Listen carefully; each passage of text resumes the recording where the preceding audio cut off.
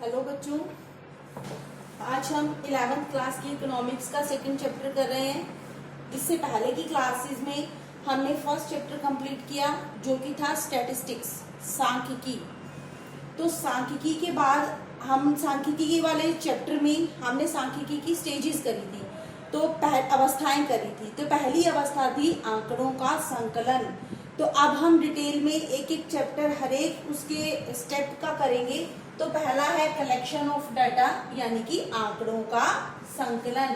तो आंकड़ों का संकलन में हम क्या करते हैं, आंकड़े इकट्ठे करते हैं। संकलन का अर्थ है एकत्रित करना, इकट्ठे करना।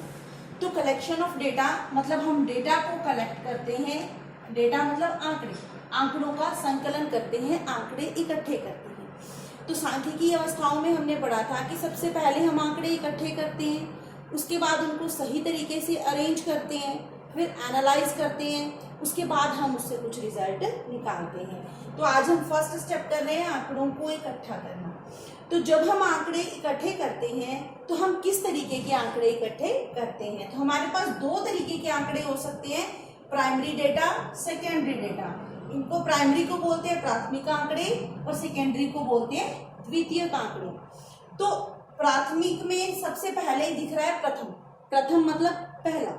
तो प्राथमिक आंकड़े वो आंकड़े होते हैं जो पहली बार इकट्ठे किए जा रहे हैं, इससे पहले वो आंकड़े इकट्ठे नहीं किए गए थे। आप अपनी रिसर्च या अपना काम करने के लिए इन आंकड़ों को पहली बार इकट्ठा कर रहे हो, नए सोर्स से, नए स्रोत से इकट्ठा कर रहे हो, उन आंकड़ों को बोलते हैं प्राथमिक आंकड़े। द्वितीयक आंकड़े कौन से होते हैं, जो पहले किसी और उद्देश्य के लिए इकट्ठे किए गए थे, लेकिन आप उन आंकड़ों का इस्तेमाल कर रहे हो।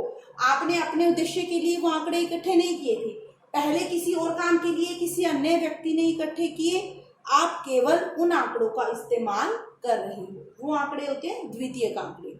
इसका एग्जाम्पल क्या है इसका, कि जैसे कि आप किसी भी स्कूल के बच्चों पे रिसर्च कर रहे हो, किसी भी स्कूल के बच्चों की जानकारी चाहते हो। आपने बच्चों का टेस्ट लिया और उनके नंबर इकट्ठे किए और खुद से रिपोर्ट बनाई, वो क्या हुआ, प्राथमिक आंकड़े।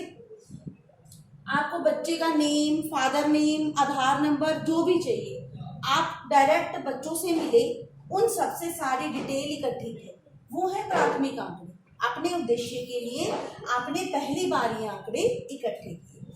दूसरा क्या ऑप्शन हो सकता है, आपको बच्चे का नेम, फादर नेम, आधार नंबर, सारी जानकारी चाहिए, आपने स्कूल का रजिस्टर खोला, उस रजिस्टर से आपने सारी जानकारी इकट्ठी कर ली। ये आंकड़े पहले आपके टीचर ने या किसी भी व्यक्ति ने और उद्देश्य से इकट्ठे कर रखे थे, आपने केवल इन आंकड़ों का क्या किया, इस्तेमाल किया। तो वो आंकड़े होते हैं द्वितीयक आंकड़े। द्वितीयक आंकड़े हम बाद में इस्तेमाल करते हैं, पहले इकट्ठे किए हुए थे, लेकिन ये आंकड़े हम अपने उद्देश्य की पूर्ति के लिए पहली बार कलेक्ट करते हैं, पहली बार इकट्ठे करते हैं। तो अब हम करेंगे प्राथमिक और द्वितीयक आंकड़ों में डिफरेंस क्या होता है। सबसे पहले है डिफरेंस इन ओरिजिनलिटी, यानी कि मौलिकता में अंतर।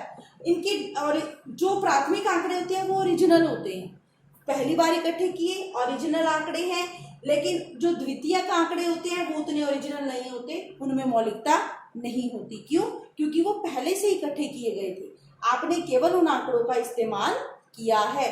तो जो प्राइमरी डेटा है वो ओरिजिनल होता है, सेकेंडरी डेटा जो है ये उनकी मौलिकता में अंतर होता है, सेकेंडरी डेटा में ओरिजिनलिटी कम होती है। दूसरा है difference in suitability of objective, उद्देश्य की उपयुक्तता में अंतर। जो प्राथमिक आंकड़े हैं वो केवल आपके उद्देश्य के लिए इकट्ठे किए हैं आपने, वो आपके उद्देश्य के लिए बिल्कुल उपयुक्त होंगे। लेकिन सेकेंडरी डेटा या द्वितीयक आंकड़े आपके उद्देश्य के लिए जो हो सकता है उपयुक्त हो और हो सकता है कुछ आंकड़े उपयुक्त ना हो। जैसे कि आपको किसी बच्चे का नेम चाहिए, फादर नेम चाहिए और उसकी एज चाहिए, आपको केवल ये 3 चीजें चाहिए। तो आपने प्राथमिक आंकड़े, आपका उद्देश्य क्या है, ये 3 चीजें इकट्ठी करना, आपने तीनों ये इकट्ठे कर लिए, तो ये आंकड़े क्या होंगे, आपके उद्देश्य की पूर्ति करेंगे। लेकिन सेकेंडरी डेटा जो द्वितीयक आंकड़े हैं वो हो सकता है आपके इसके लिए उपयुक्त ना हो।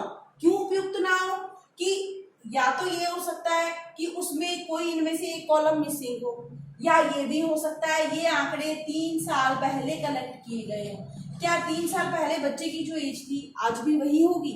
नहीं होगी ना। तो ये आंकड़े हो सकता है आपके उद्देश्य के लिए उपयुक्त ना हो।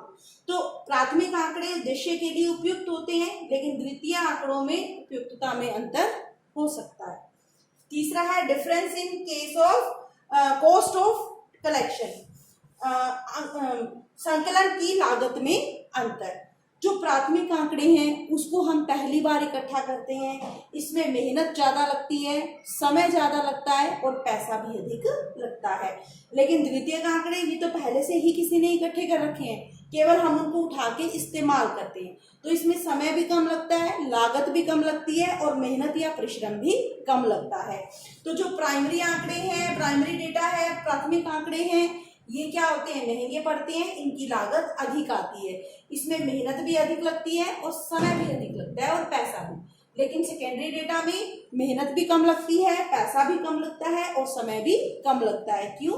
क्योंकि ये आंकड़े पहले से इकट्ठे किए हुए हैं, हम केवल इन आंकड़ों का क्या कर रहे हैं? इस्तेमाल कर रहे हैं। उम्मीद है आपको ये दोनों का डिफरेंस समझ में आया होगा, प्राथमिक आंकड़े और द्वितीयक आंकड़े में। कल हम इससे आगे करेंगे। Thank you.